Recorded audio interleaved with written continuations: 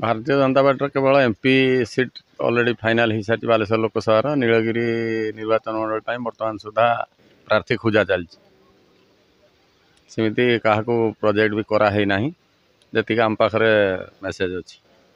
या पूर्व आपनकर जो प्रहलाद बेहरा नामक जड़े युवक से चाहूले कि प्रार्थी हो लगे सी प्रकृत में किए आम ये लोकाल लोक भी आम जानू से प्रोजेक्ट होते से कड़े बाहर रुहति भारतीय जनता पार्टी बोली कहते तो बर्तमान नीलगिरी निर्वाचन मंडल एतटा प्रभाव ना से हे तो दल दे न पारे तो ऊपर लेवल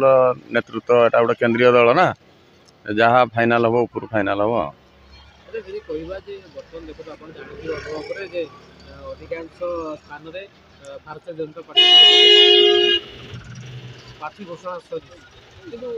क्या मुह बर्तमान सुधा आप जन पारे क्या बर्तमान दल चाहूँगी ना जाए नीलगिरी निर्वाचन मंडल बर्तमान सुधा भारतीय जनता पार्टी माने सीमित कौन ना आसी ना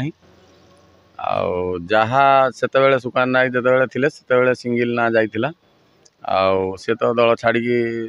बीजेडी को जाती सीमित कौन ना बर्तमान सुधा आम मैंने जापार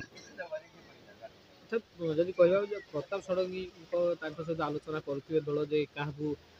टिकट देले भल हो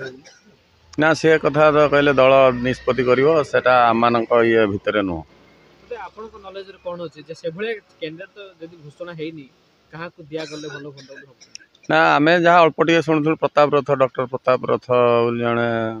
प्रोजेक्ट कराला आउ द्वितीय ना कहीं आसनी कि आम बाबद कि जानू प्रताप रथ जहाँ कहते डॉक्टर से तो जड़े डाक्तर प्रैक्टिकली से प्रोफेशनल जड़े डाक्तर जनसेवा करती नीलगिरी निर्वाचन मंडली को आइला पर से जहाँ हम सेमती नीलगिरी निर्वाचन अल्प केते लोक जानी जहाँ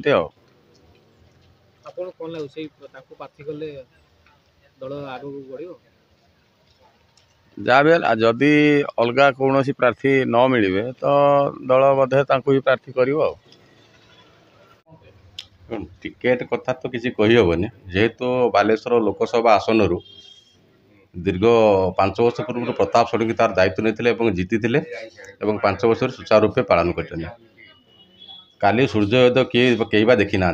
गाँवली मफसली जदि राष्ट्रपति हो पारे ए दल क्या कई जगह पहुँचेब किंतु बीजेपी संगठन अच्छी आगे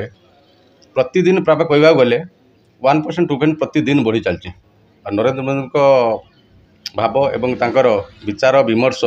आज समस्त युवा कतु आरंभ कर वृद्ध वयस्क पर्यंत लोक मैंने बीजेपी जोड़ी चलती बीजेपी भोट हार बढ़ी बढ़ी चलती।